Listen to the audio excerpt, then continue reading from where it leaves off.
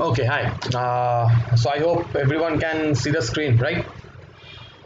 Okay, so the main thing that we're going to discuss is today is the molecular bioinformatics part and the computer drug designing, along with the importance of bioinformatics, the drug designing part, and the immunoinformatics. Okay, now all of them just actually falls under the bioinformatics domain. Okay, so this class will just be an overview that what are we going to learn in this particular course and what new things are we going to explore, right? And the first thing that we're going to learn is that the basic term that is drug designing. Now, obviously, this particular thing recently came into focus. Not recently; it was really in focus for a long period of time. But due to this COVID outbreak and this pandemic situation, people already are talking about this drug designing and what is drug designing and vaccine. And actually, these laboratory terms are now in the mouth of every common folks nowadays, right? So that's why just to give you a brief overview about this, what is drug designing, how you can actually design a drug and to exactly find out what a lead molecule is. Okay, so now the obviously that now there's a new term that is a lead molecule. So the term is what is lead molecule. Now not every molecule that you design is actually a drug, right? There are certain characteristics and there are certain parameters that a molecule should have before it can be branded as a drug. Okay, and before being branded as a drug, we have to go through several of these molecules. And among, suppose we are actually working with 100 molecules, and among 100 molecules, we are going to focus on only two or three molecules which are going to be super optimal molecule, which are actually acting at an optimal mode. And among that two and three molecule, one molecule is going to be your lead molecule. So that means the main alpha molecule. And it's not that the lead molecule is going to be drug, but that lead molecule is going to have the characteristics of all the other molecules that you were using, and this is the best of the lot. Now obviously you have to optimize that lead molecule, you have to optimize it. Now optimization comes under many forms. That, oh come on, still many people are joining, so I'm really sorry for this. Okay, did anyone getting message? Yeah, sure.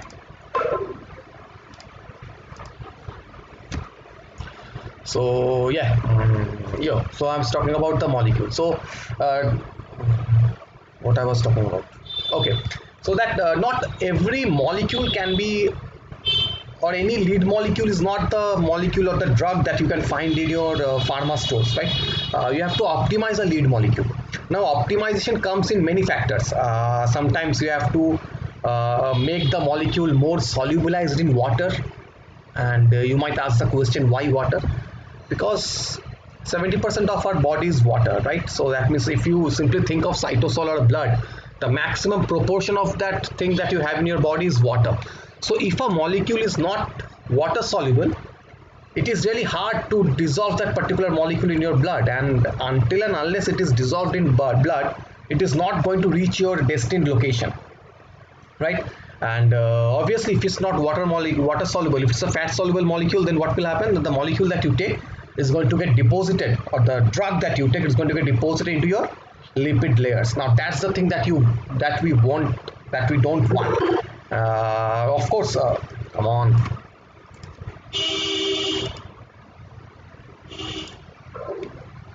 maintain time, students. Okay,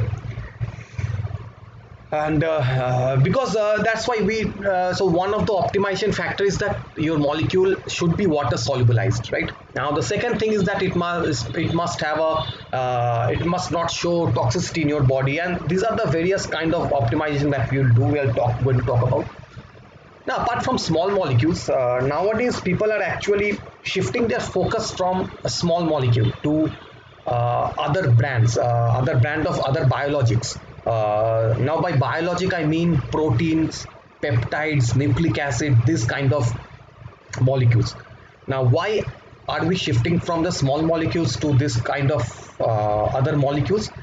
That is because the small molecules sometimes they show some complexity in our body. By complexity I mean the toxicity, the side effects, various kind of things, right?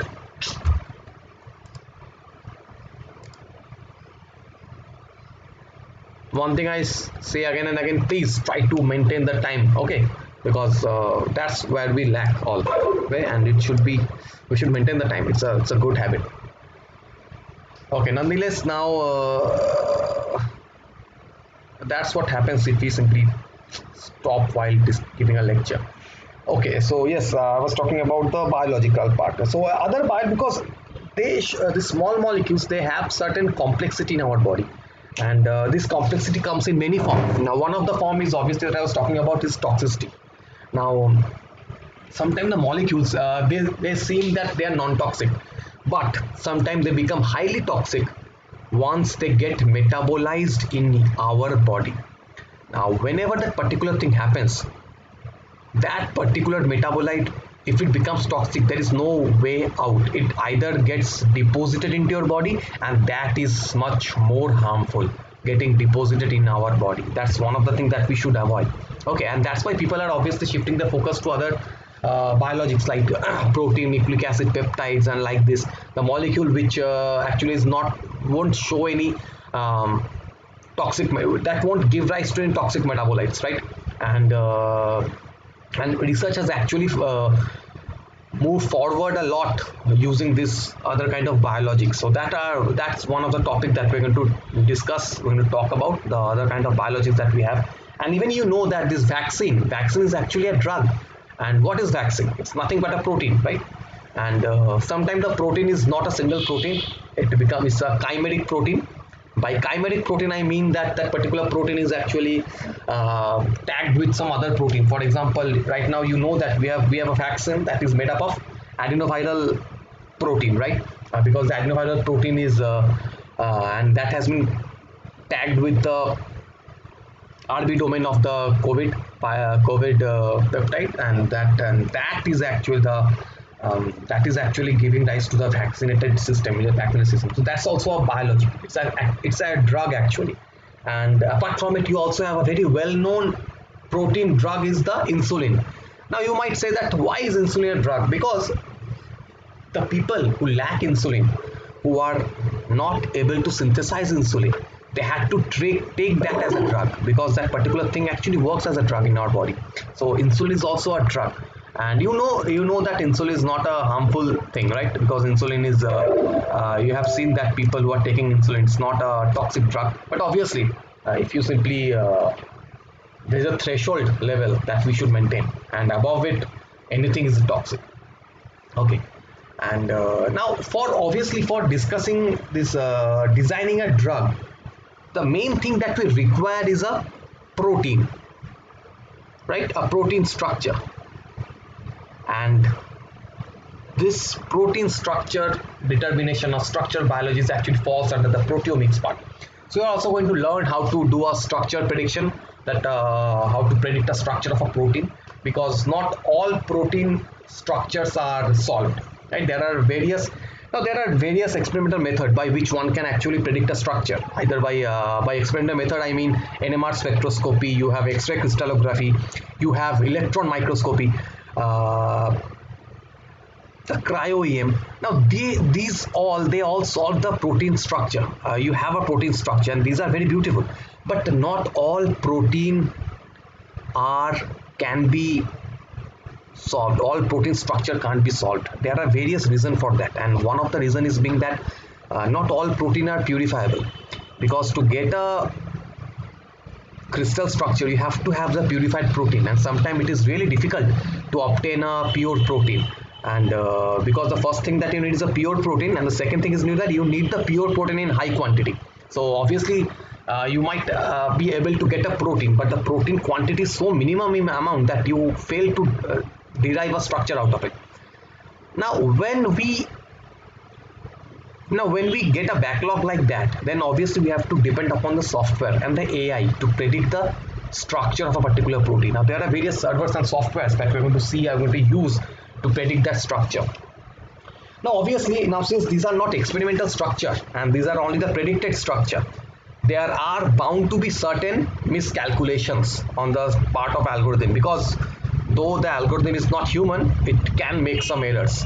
And we being the human, we have to identify that errors, right? And so we have to validate the structure. Now there are several tools that are there to validate a particular protein structure. And now coming upon validation, there is one method. Now obviously I think you all know that Ramachandran plot, right? So one of the things that we need for structure validation is the Ramachandran plot, and we can generate the Ramachandran plot of a particular protein, and we can see that what are the areas, what are the lacunas in that particular protein, and then we need to modify or we need to optimize that particular molecule or particular protein to get its structure solved. Now, one thing that a particular protein is does and or a server does before solving the structure is there are three methods for protein solving. Okay, we're going to come that in certain amount of time.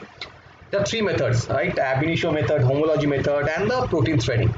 And these all three methods, they actually solve the structure. Now, obviously, there are certain differences between these three models, and but the major thing that actually is common between this homology modeling and protein threading is that they use the sequence alignment. They use the sequence alignment for protein structure solving. What a minute. Yeah. Come on, it's 17 minutes after the class started. I think no one is going to join now. Uh, okay, so yes, so before predicting a structure, the one thing now homology modeling and protein threading, what are they? I'm going to discuss those them in a few minutes. So they require sequence alignment for them to work. So that's other thing that we're going to learn, the sequence alignment, how to align a particular sequence, and what are the softwares. I think I should wait for 30 minutes. I think I should wait 30 minutes before everyone can join, because the class was to start about at 7 o'clock, and some of are joining now. So I think please from the next time onward try to join in time, because it's not you. Many people are there who are doing the class, right? So we should honor their choice who are joining in time, and we should join that on time, right? Thank you.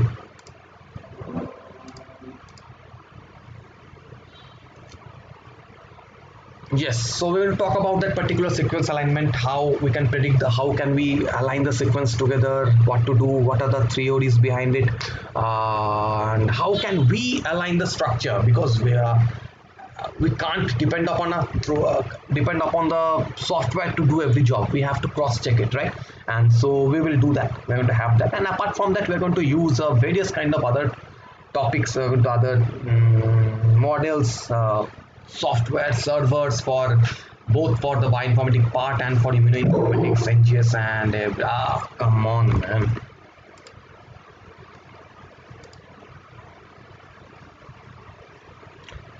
Ahir, yes, Ahir. Please, after this, from the next time onward, please try to maintain the timing, right? Because it's 19 minutes past the time at what you should have joined, right? So please try to maintain it. It's not a 1 2 minute or 5 or 10 minutes late. You are almost 20 minutes late, and it's a huge time gap at 20 minutes, right?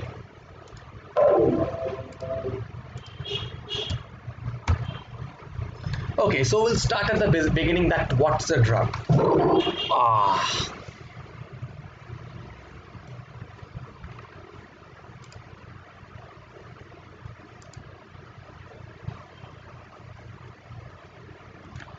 please everyone try to maintain the time, okay? Because I can't progress if you everyone tries to join now and then, and for 50 to even after 1 hour I see if people are joining, then I can't progress. So please, please, please, you all are adult, so from next time onward please try to maintain the time, please.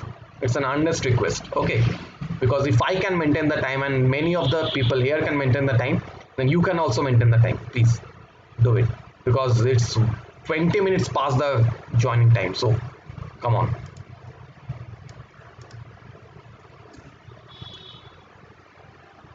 Okay, so the thing that we're going to talk about first, I'm going to show you what's a drug, right? Now, as you most of all you know that it's actually a small molecule that can actually benefit our body. That actually has a therapeutic advantage to our body, right? Now, anything that actually has a therapeutic advantage, it can be branded as a drug.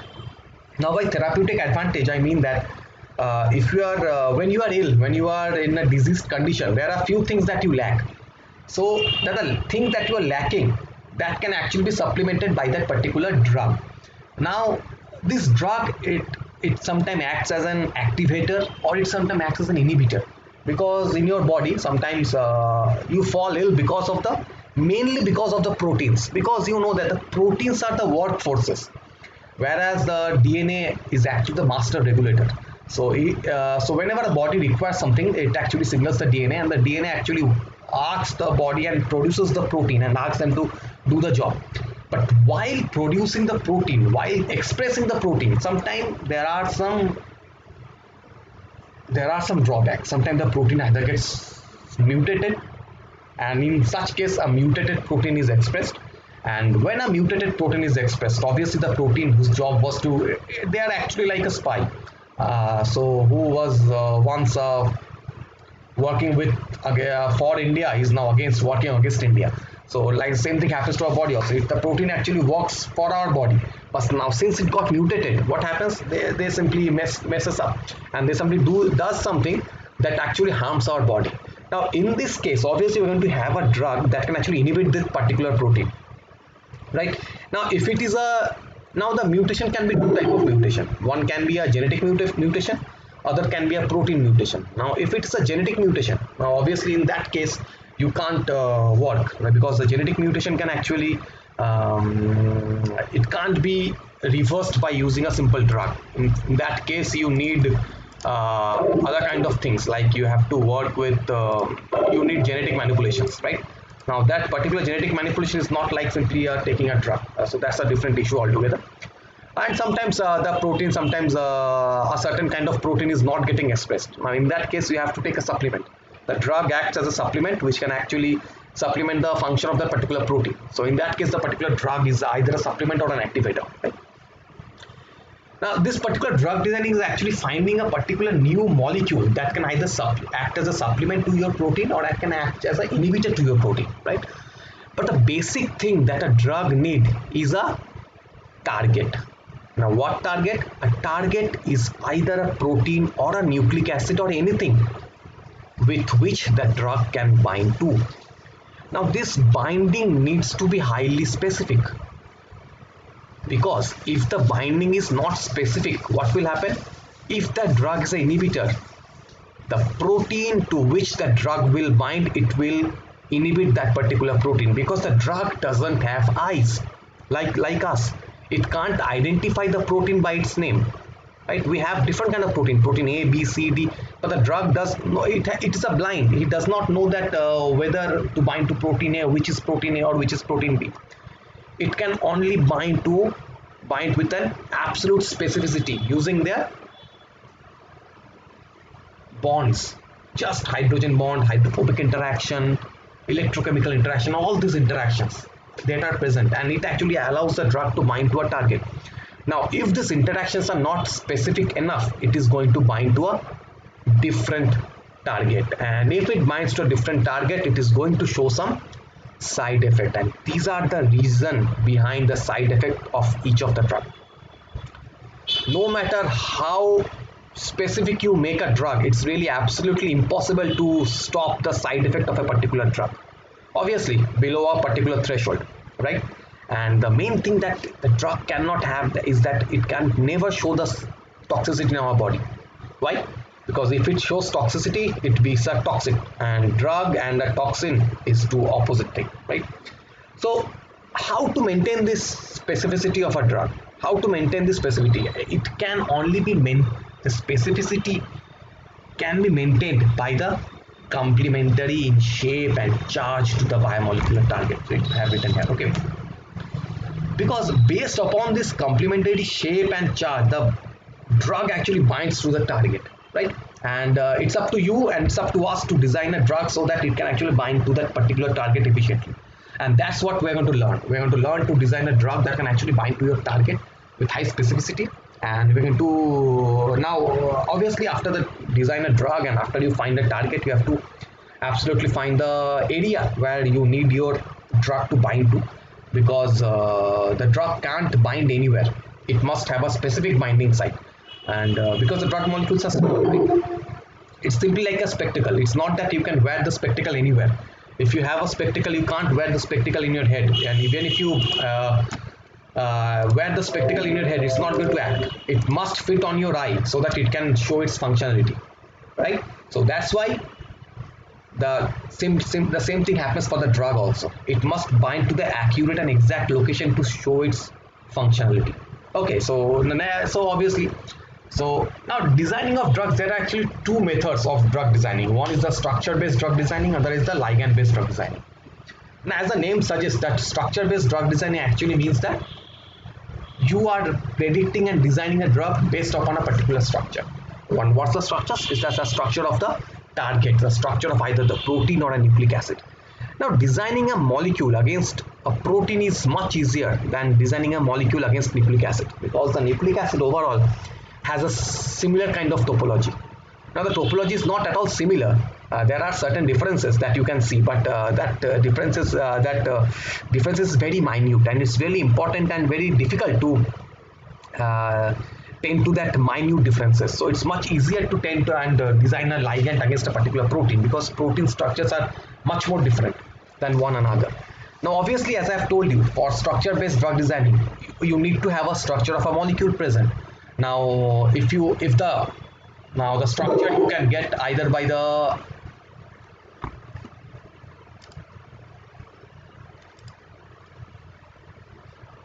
Tahera Zabin.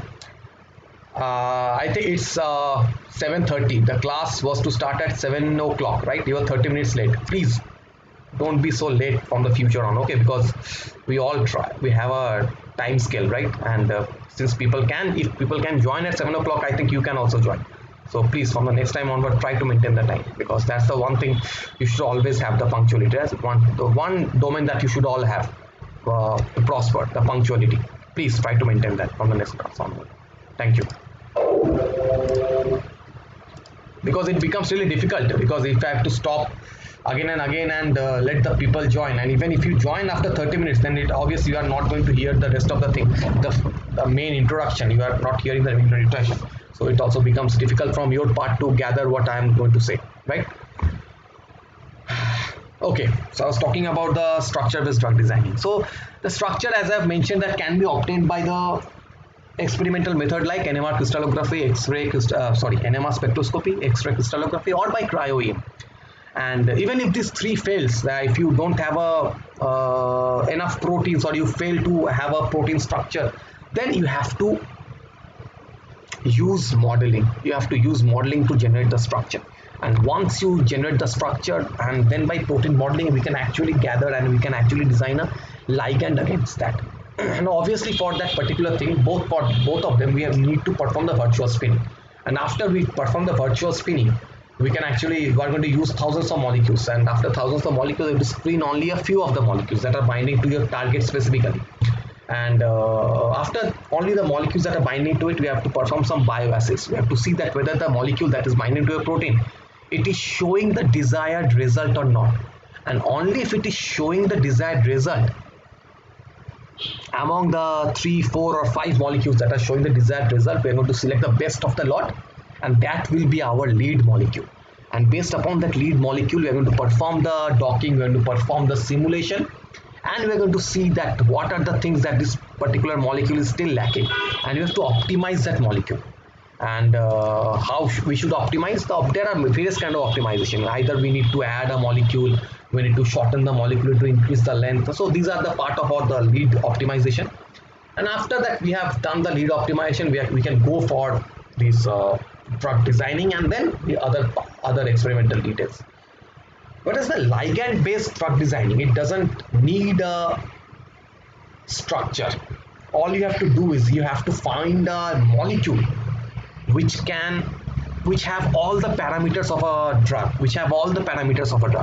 and after that, what you have to do now, in this case of structure based drug designing, what I was doing, we were actually having a particular structure, and we were hitting the structure with thousands of different molecules to see which molecule is binding to it specifically. In case of ligand based drug designing, we have a particular perfect molecule which can work as a drug, and now you are going to hit that particular molecule with thousands of different target and see which protein is going to bind to that particular ligand. and after you see that yes, one of the target is binding to, you have to do a back calculation and see whether that particular protein is involved with some serious effect in our body or not. And suppose you find that yes, this particular protein is involved with cancer, or this particular protein is involved with I don't know, diabetes, and so that particular molecule can be a drug against diabetes or cancer. And based upon that, then you have to revise that particular, optimize that particular lead again, and again go for that other thing of screenings that we do. So this is the traditional workflow of how the drug designing happens and works on. Okay, so in this particular case, what we are going to do is we can design a drug. We can actually see the profile. We need to profile that particular molecule, whether the ligand that we are designing, whether that particular ligand is going to be an effective drug or not. Because as I've said earlier, that a particular molecule needs to have all the parameters of a drug. Right now, the drugs, there are screened, and that is known as ADMET prediction. And what is ADMET? ADMET prediction means absorption, distribution, metabolism, excretion, and toxicity prediction. So you have to predict that all of these parameters of a particular molecule, and then design a particular molecule that has all has all the proper characteristics, right? And we're going to also see that. We're going to see that. So now, like this, we are going to use a software to simply predict or design a ligand. Then we're going to have also use we're going to find out how to generate the SMILES of a particular molecule, or to generate a molecule from a SMILES. Now SMILES is nothing but it's a naming card. So it simply means that every molecule has a IUPAC name, right? But the IUPAC names are really long, and it's really difficult to understand from something from the IUPAC naming. And especially if you are not coming from chemistry background, it becomes difficult for you to understand that IUPAC name, remember it, and use that particular IUPAC name everywhere. So the SMILES notation is simply like this particular notation, and there are several softwares, and if you simply put in the SMILES notation, it's going to show you how your molecule looks like. So these are like the short form of your molecule, and if you simply give the short form, it's going to predict whether that particular molecule is good enough or not. Okay, so just give me just a minute. Okay. Hello.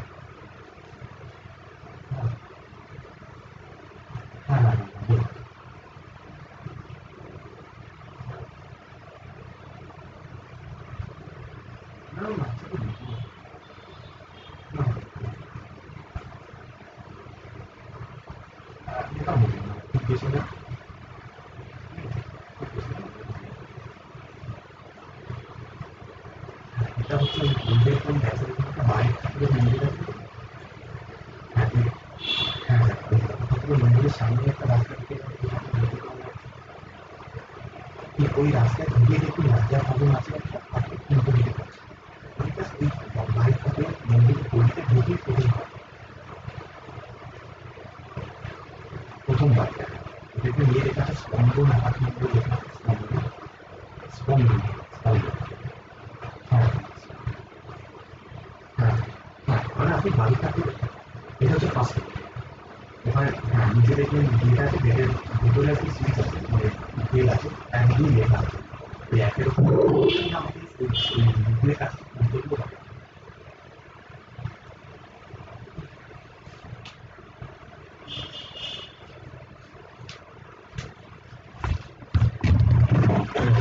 sorry for that.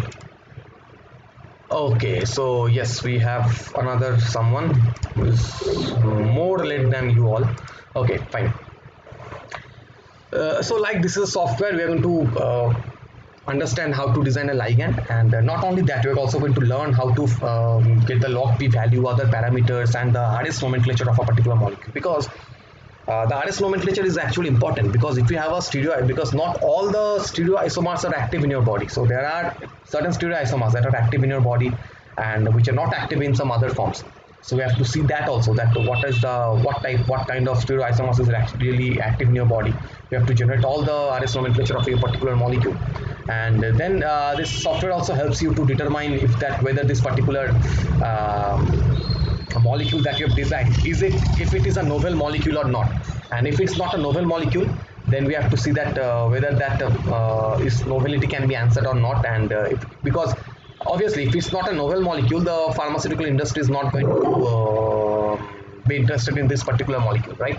Because obviously it must we must have a very novel molecule until otherwise they are not going to get interested, right? So that's one of the things where we can also check the novelty of a molecule.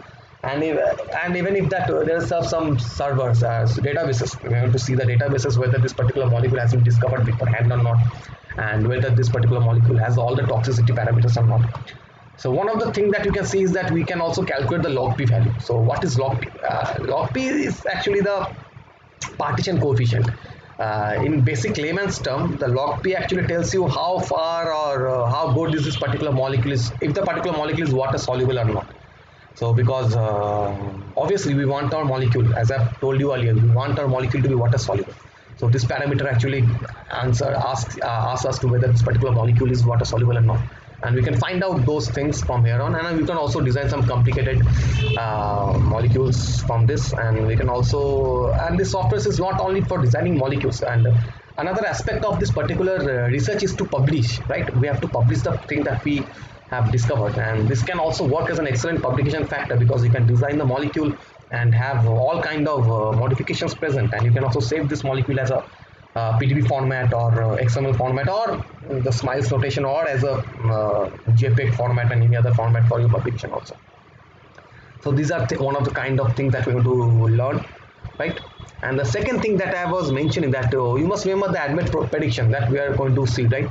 So there are two parameters that a molecule must have. One is the pharmacokinetics and the drug likeness. Now pharmacokinetic and pharmacodynamics, these are the two properties that a molecule must have. And what is the pharmacokinetic? Now, it is not that must have. These are two parameters that every molecule has. So we have to identify the pharmacokinetic PK/PD analysis. Okay. So the PK or the pharmacokinetic, it actually says that what is the reach of this molecule, what happens to the molecule when we take it, whether it is getting absorbed into our body or not. If it is getting absorbed, then how much it is getting absorbed. If it is getting 50% absorbed, 30% absorbed, 40% absorbed, or 100% absorption, we can predict the absorption property of that particular molecule. And also the distribution. Distribution means whether this particular molecule is present in your plasma or if it is flowing through your blood and reaching to the cell or not. And if it is reaching the cell, where it is going to, whether it is depositing into the lungs tissue or to the liver tissue or where. Because we don't want our molecule to go everywhere, because suppose if someone has lung cancer, okay, suppose if someone has lung cancer, then of course we want our all of the molecule to go and deposit into the lung cell. We don't because the molecule that we are giving is of course a very it's a cell killer, right? And it can't distinguish between the cancer cell and healthy cell, because no molecule till date can absolutely specifically distinguish between the cancer cell and the healthy cell. So rather than binding to cancer cell, it's also going to destroy the healthy cells nearby. So that's what happens to the cancer drug actually.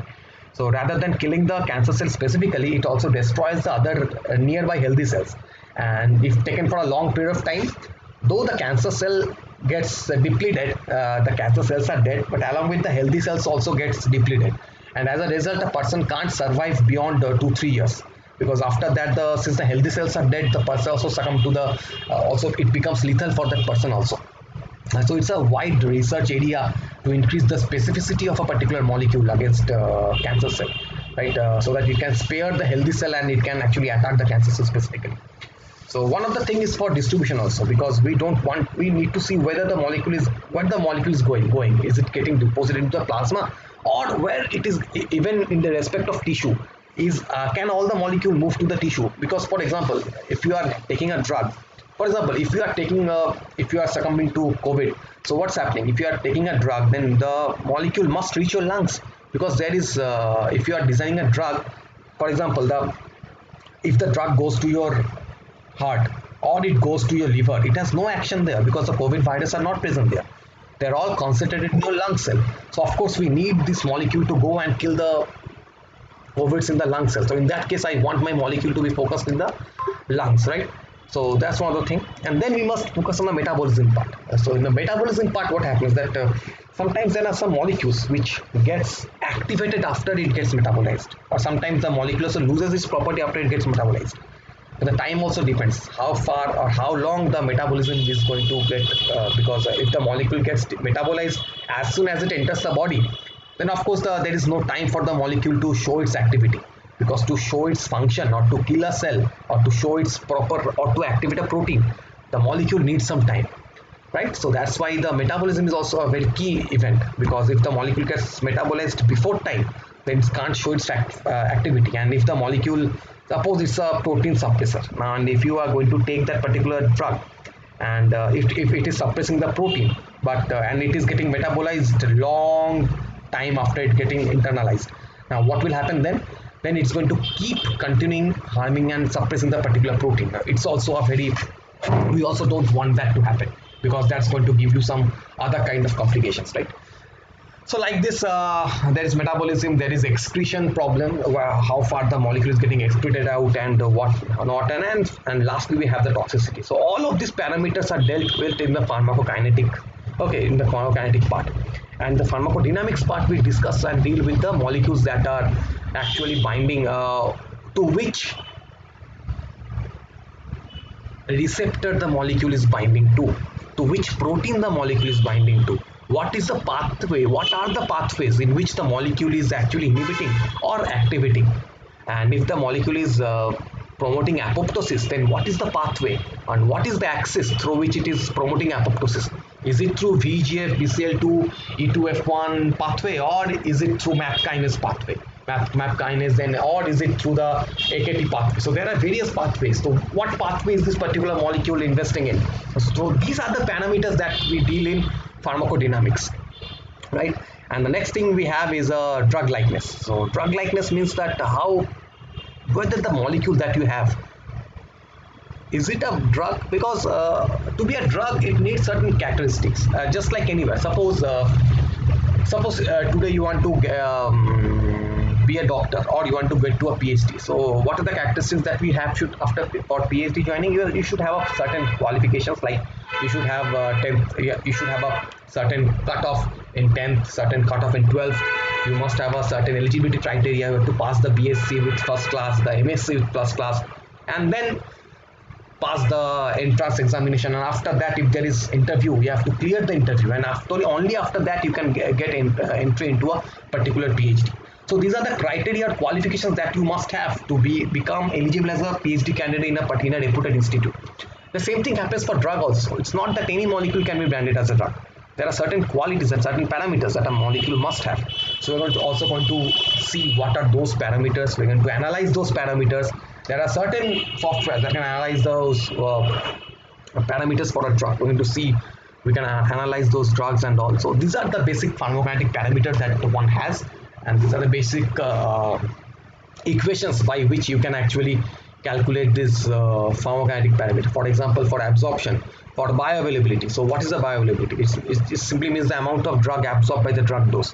So if the drug dose is, suppose the doctor, according to your age and weight, the doctor suppose prescribed you paracetamol 800, but suppose the drug is only getting absorbed 50% in your body.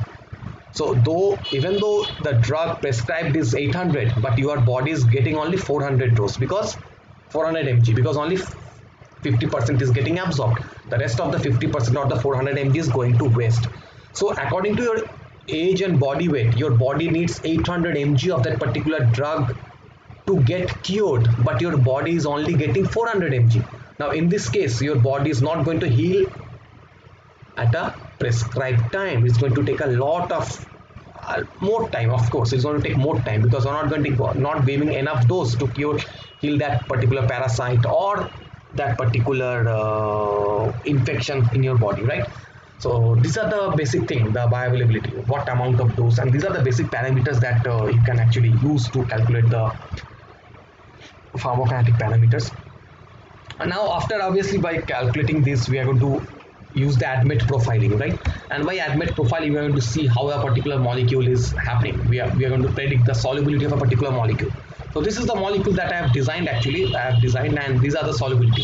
So yes, by several algorithms, we predict that yes, this particular molecule is highly soluble in water. This is soluble in water. This is soluble in water. So three algorithms are predicting that this molecule is water soluble. So that means yes, the molecule that I have designed is actually water soluble. And after that, it also shows you the other parameters like the lipophilicity, the molecular weight, the number of rotatable bonds, the TPS, so that's the total polar surface area. And also we're going to see the drug likeness parameters and all. We're going to predict this, and we're going to see whether this actually goes with the certain criteria or not. We have to see that whether it goes with the certain cutoff or not. And only after a molecule passes all these tests, we can use that particular molecule as a drug. Okay, but as I've told you that any drug, whether we have a drug or not, the major thing is that to identify a particular target. Now there are generally two methods for drug designing. One is the target deconvolution, another is the target discovery. Now in case of target discovery, what you have is that you have a target and you want a compound that can bind to that specific target. So it falls under the structure based drug design. Whereas in target deconvolution, what you have a compound, you have a molecule ready, which is, you know that it has all the parameters of a particular drug. It's a very efficient drug. It has no toxicity in your body. But all you need is a target to which that particular molecule can bind to. So don't worry, this can actually happen. There are many, what should I say? I think someone has joined. Just let me check. Oh, no, yes. Okay. So there are actually many parameters that what I was saying. Yeah, there are actually many drug till today that actually for which we don't know the mode of action. We don't know to which target that particular molecule is binding to. All we know that if we have that particular drug, that particular illness is getting nullified. That's why we are taking the drug, but we have no idea of the other parameters. But it is still used as a drug. Why? Because first, it is non-toxic to your body. Second, it is not altering any of your body chemistry, even for a long period of time. Even if you take that particular drug for 30 to 40 years, it is not harming your body in any way. And the last thing is that yes, it is curing your illness.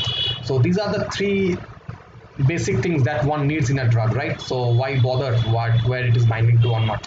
But of course, we should bother because that's why the research actually moves forward, right? But even if we find but one thing is very great is that finding a target. That target identification is really important because not every protein can act as a target. Yes, it's true. Not every protein can act as a target because there are certain characteristics for a protein also. Not a protein. There are certain characteristics that a molecule should have to be branded as a target.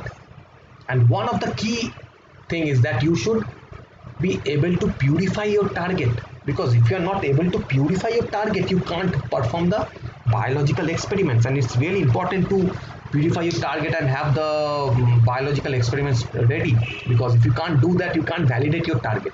And target validation is a very key important role in the experimental biology, and that actually falls under the experimental biology factor, not under the bioinformatics. But it's also very required, because if you fail to have a target and if you fail to validate a target, you can't use that target, okay, right? Because there are various parameters. Suppose the target must be assayable, and by assayable I mean that you must to be able to be performed several experimental assays. For example, you have to perform the FDT assay, you have to perform the XTT or the XTT assay, you have to find out the IC50.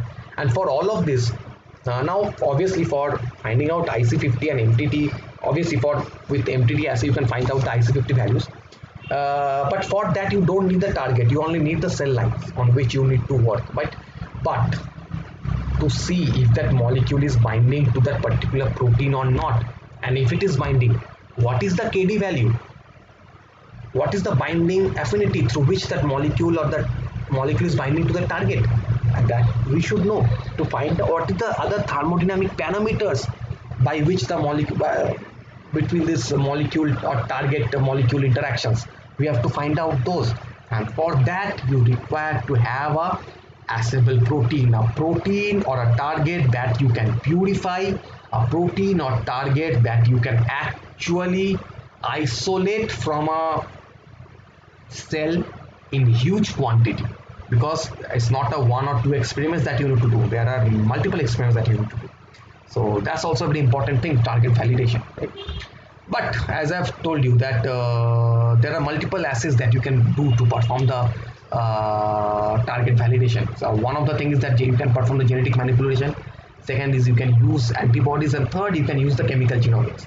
Now, how to perform the genetic manipulation? For example, suppose you are designing an inhibitor. Okay, you have designed an inhibitor for a particular protein or particular enzyme. Now, since it's an inhibitor, that means that, come on, is someone joining now? Okay, so we have someone who is joining 1 hour after the class starts. Great news. I really haven't seen anyone who is this much late, so congrats.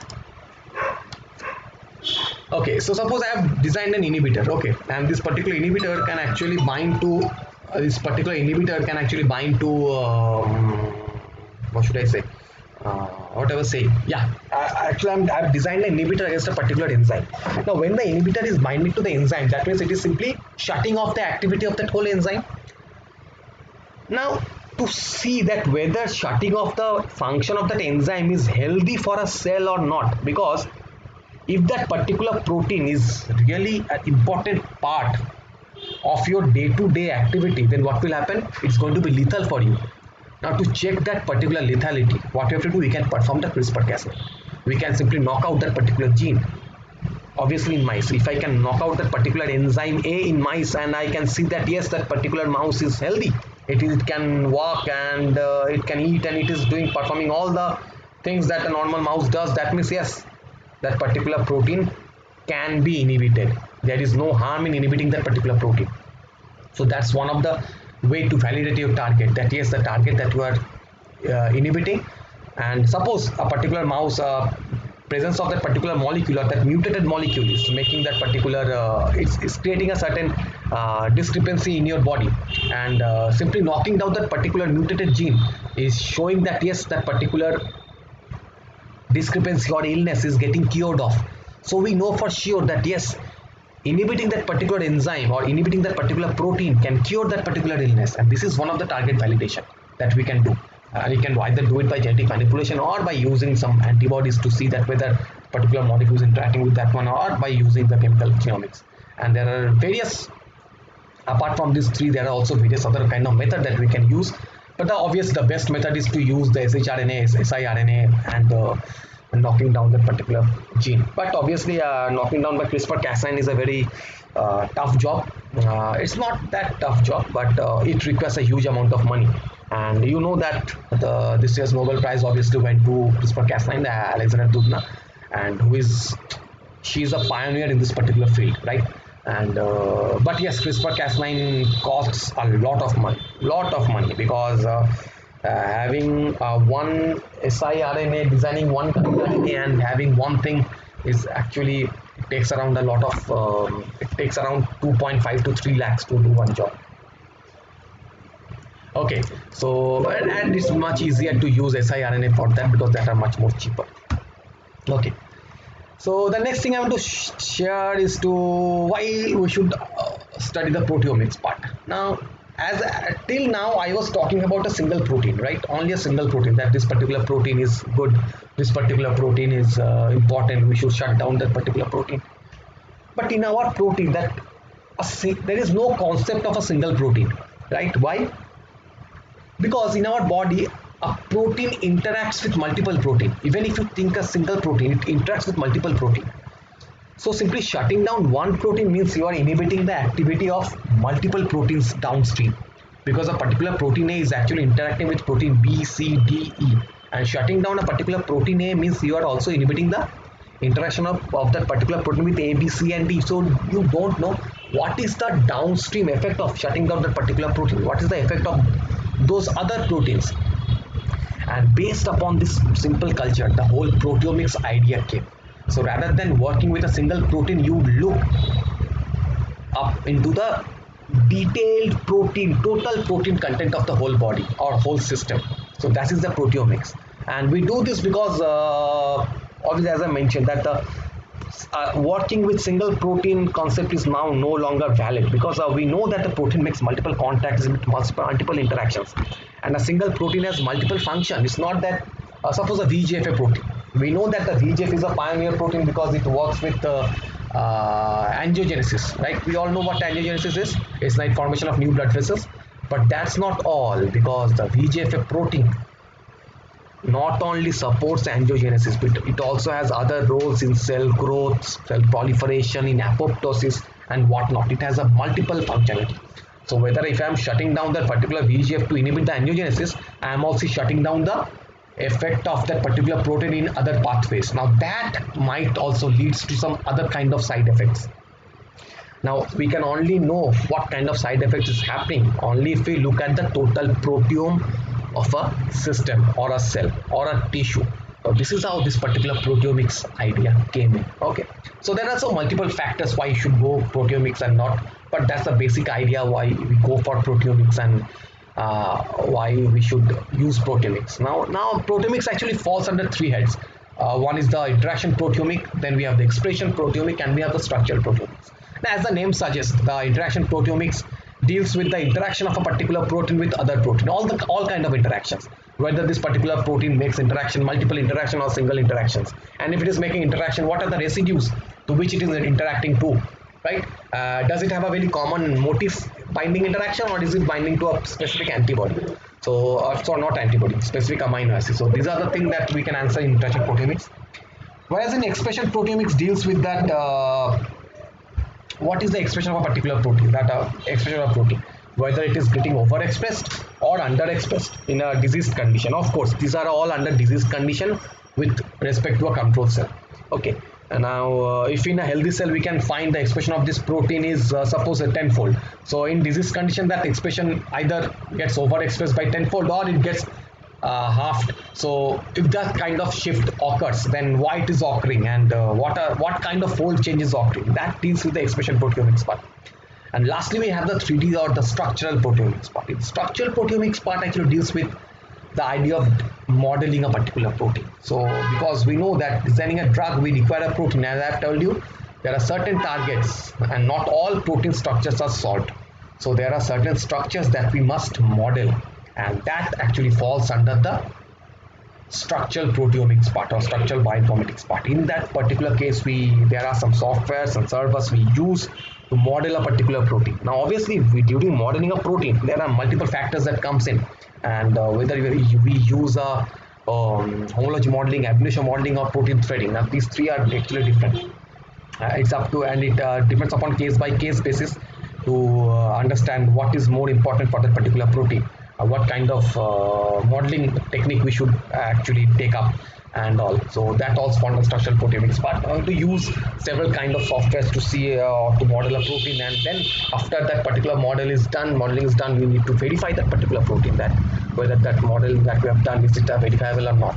And this is the basic structure of the whole proteomics thing. The proteomics parameter, we have to isolate the whole cell and then go for expression proteomics, structural proteomics, or function proteomics, and all of these things need the whole proteome of your cell or a tissue.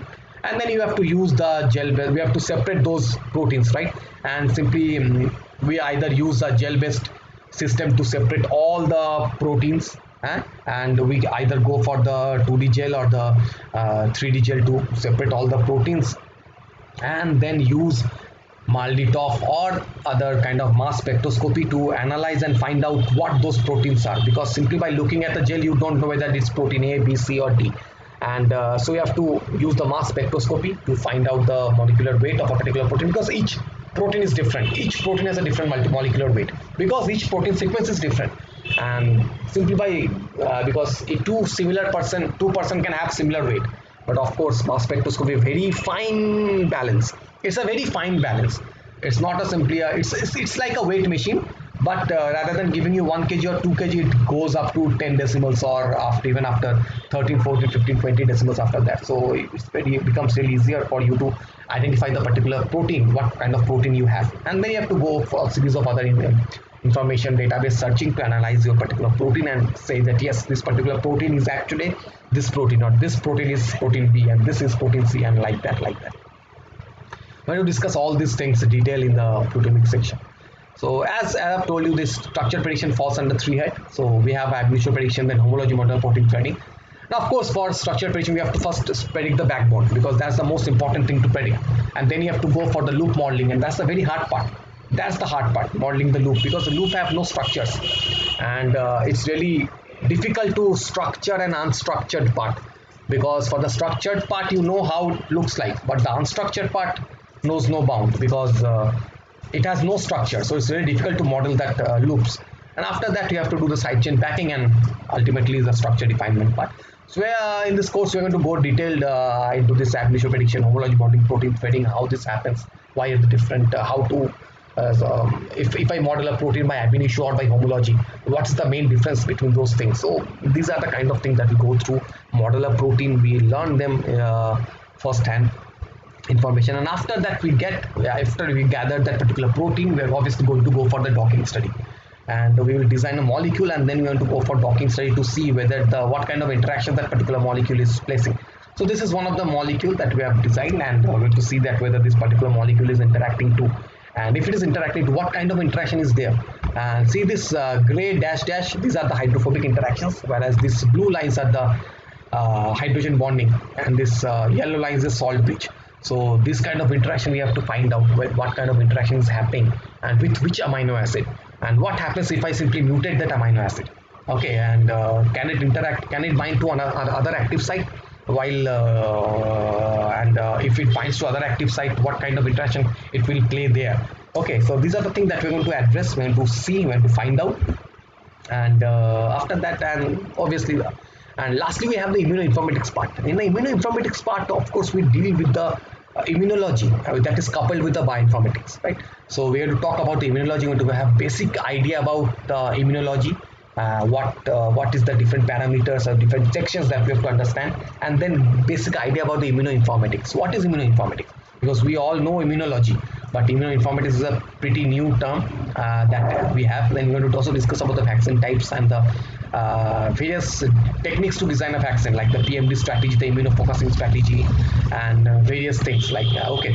And after that, the main focus is, of course, we have to go for the hands-on training. Depend on, we have to do a database searching, right? Database searching, protein sequence isolation, finding out the MHC binding prediction, the antigens determination, active site prediction, epitope conservancy. So all of this thing we are going to do hands-on training. I have shown you an example of this active site prediction. So I have used a particular molecule. This is a COVID protein. So I've used this protein to find out the probable active site of this particular molecule, and these are the probable active site of this particular molecule. And this is one of the detailed of the active site that we have actually found out that this particular molecule has this active site. And these are these white regions are the active site that we have actually predicted out.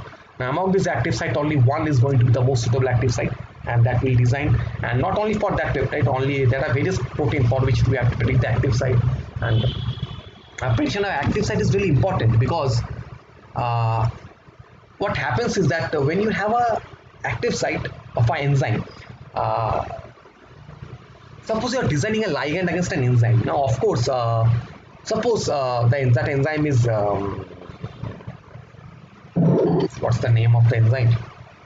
Come on, hexokinase. Okay, two of them are joining at the end. Okay, fine. Suppose I have a protein, okay, suppose I have hexokinase. Now we all know that hexokinase binds to glucose, right? It binds to glucose. Now suppose if I have a molecule that is actually binding to, come on, we're joining even after 1 hour. Come on, what's happening?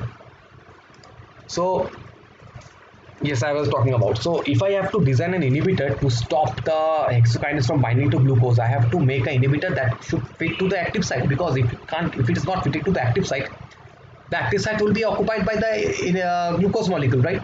So that's why you need to predict the active site of a particular molecule, design a ligand that can actually fit into that particular active site optimally, right? And why optimally? Because there are various things that you have to keep in mind. Sometimes the active site, what happens inside the active site, there are some water molecules, and those water molecules helps for the binding, because the water molecules make strong hydrogen bond interactions. Now suppose in the active site you have 4 residues, and among the 4 residue, one is actually making a hydrogen bond with the water molecule. The innate active site water molecule. Now in this case you have three residues that are left for your molecule to bind to.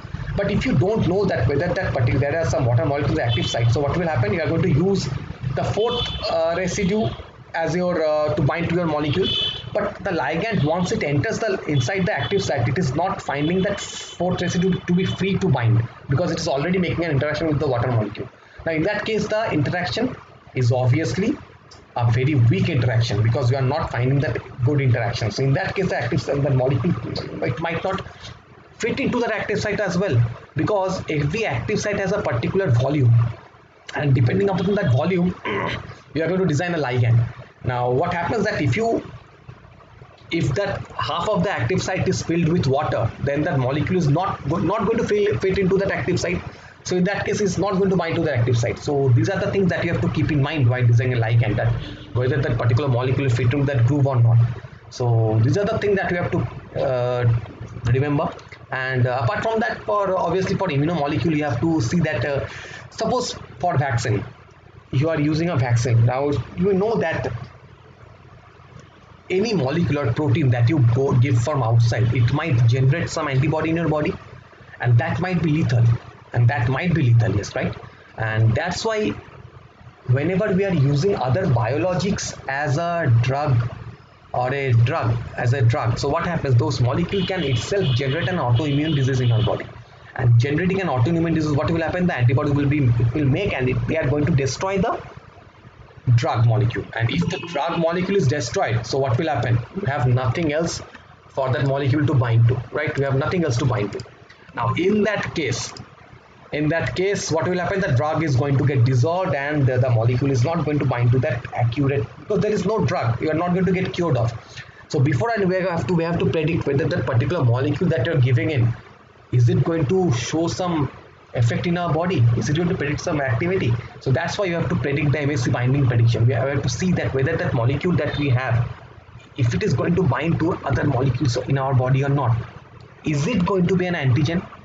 So these are the things, and we have to, there are softwares to design the site and predict the antigenicity, and even to find out the epitope of also, because not all, every part is the epitope, right?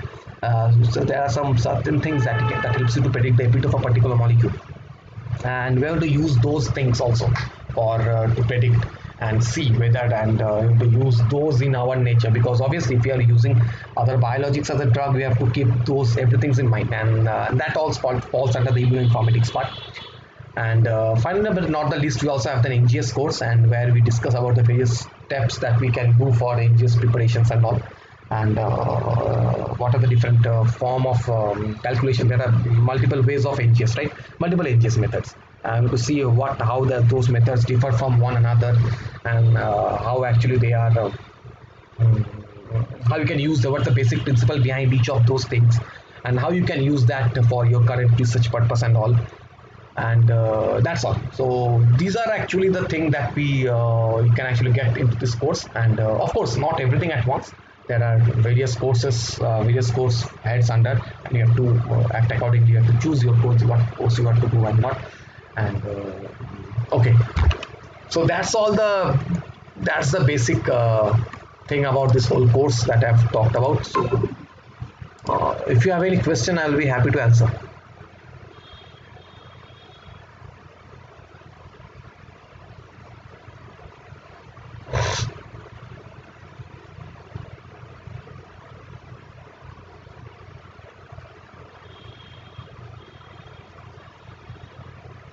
Anyone has any question?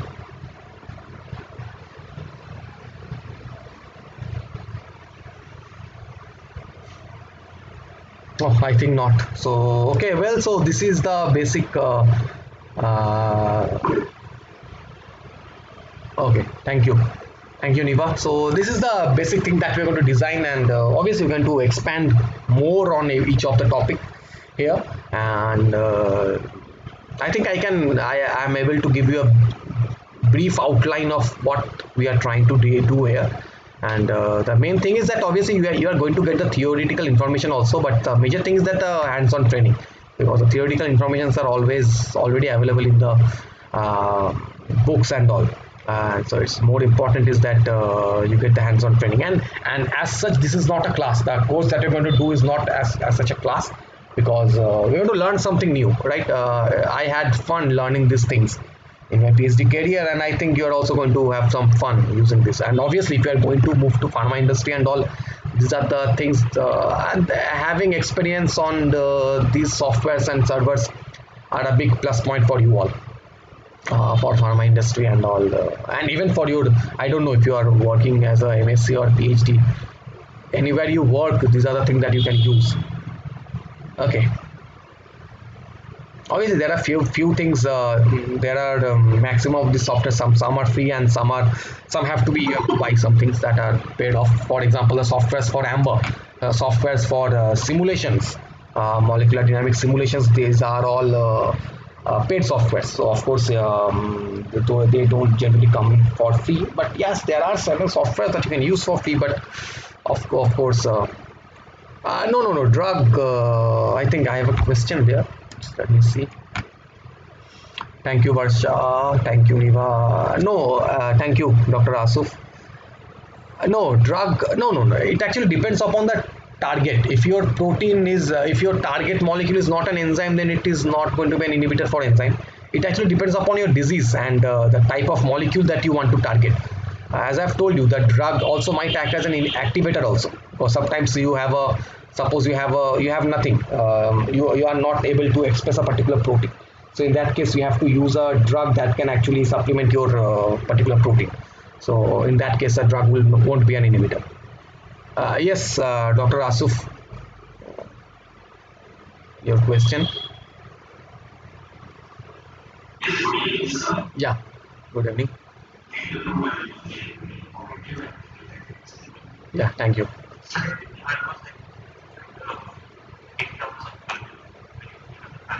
Yeah.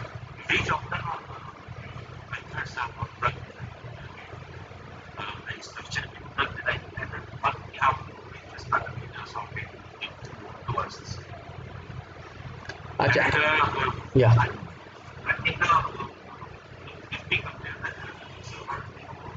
Hmm. Hmm.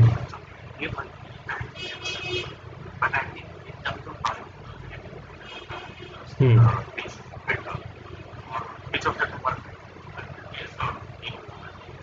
Okay, you are asking that whether the structure-based drug designing is better or the ligand-based drug designing is better, right? Uh, Actually, yes. Struct.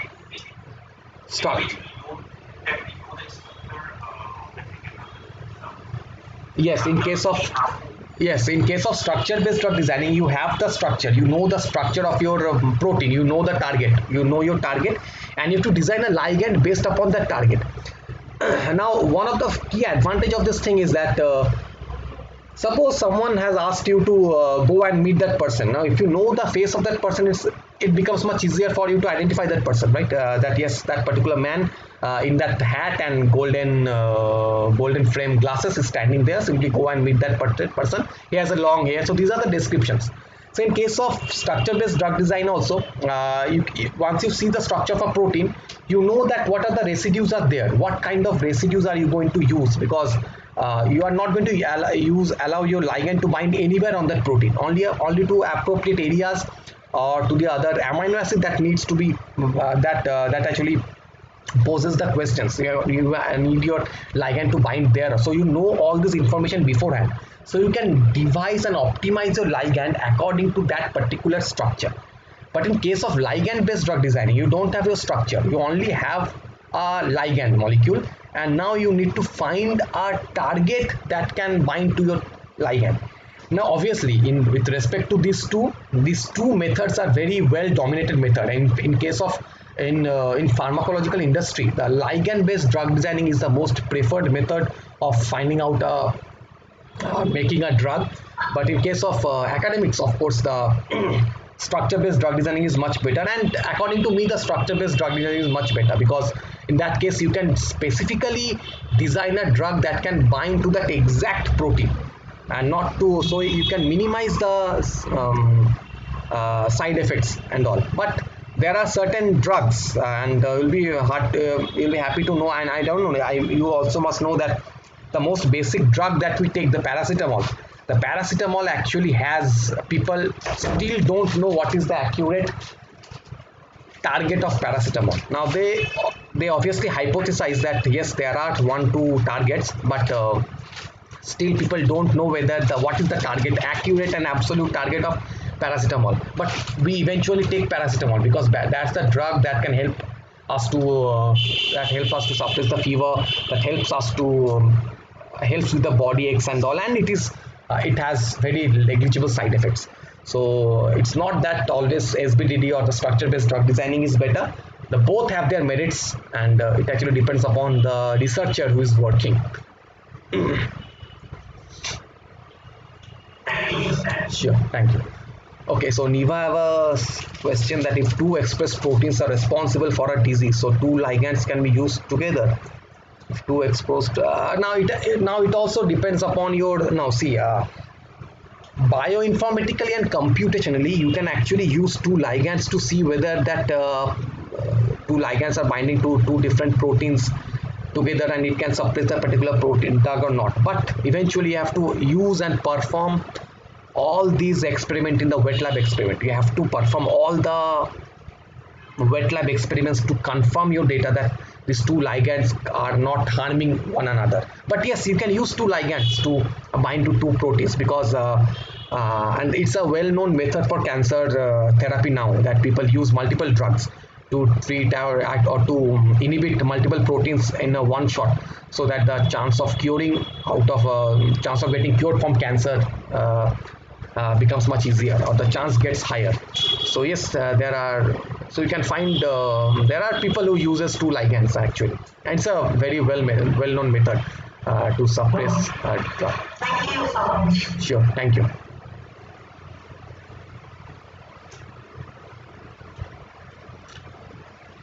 Okay, so I don't since no one has any questions anymore, so okay, so yeah. Yeah, I would like to ask, when are we going to have another lecture or something interesting? Okay, so actually, I think you have to talk with Mayuk for that, and whenever he decides, and I can actually start the class and all. But I think the this course is going to start next month. I think it's 18th today, so I think the next batch is scheduled to begin the next month. I think at the 1st of May. All right. Okay. Thank you. Yeah, sure. You can also all if you want to do the course, then you can simply talk to the Mayuk or the other officials who have talked to you, and they can give you the absolute deadline details on whether what kind of when will this class happen and all. Okay. Okay, so again, thank you everyone for joining this class, and I think you get to learn something new, and it was fun to interact with you all. Sure. Okay. Thanks. Yeah. For example, we know about the distance of SARS Yeah. and if the receptor is Hmm. then how do we capability this structure based on the design or Now, actually, what happens is this whenever you are designing a drug against a particular COVID, the main thing that is SARS-CoV has is it's a high mutation rate, and the high mutation rate actually prevents you to, if you are designing a drug actually takes, it's a very lengthy procedure. So by the time you finish designing a drug, you find that the particular protein has mutated. So it is one of the hindrance that this particular SARS-CoV has, and another thing is that any drug that you have to, there is no precautionary drug, and the SARS-CoV is so infective that even if you take, and it's much less lethal now, right? So there is no precautionary drug that can actually prevent the SARS-CoV from attacking your body, and the high mutation rate and having with this actually prevents the use of designing a drug. And as I've told you that designing a drug is not that difficult. You can design a drug, but the more difficult part is to perform the other experiment and see that whether that particular drug should not be toxic to your body. And I think that's the part where everyone is failing. Um, and good thing is that yes, actually I am working in a project where we are designing a drug that is effective in preventing the SARS-CoV, because all you have to do is take that or inhale that particular drug as a nasal drop, and it's going to prevent the SARS-CoV from getting infected or getting actually engulfed into your lungs. So let's hope that particular drug comes out soon, and I think it's going to be 1 or 2 more months before that drug can come into the market. I don't know, it all depends upon the regulations and all, and that's beyond our control. All we do is work in the lab, and we can design that. So I think so yeah, let's hope for the best so that it comes out soon.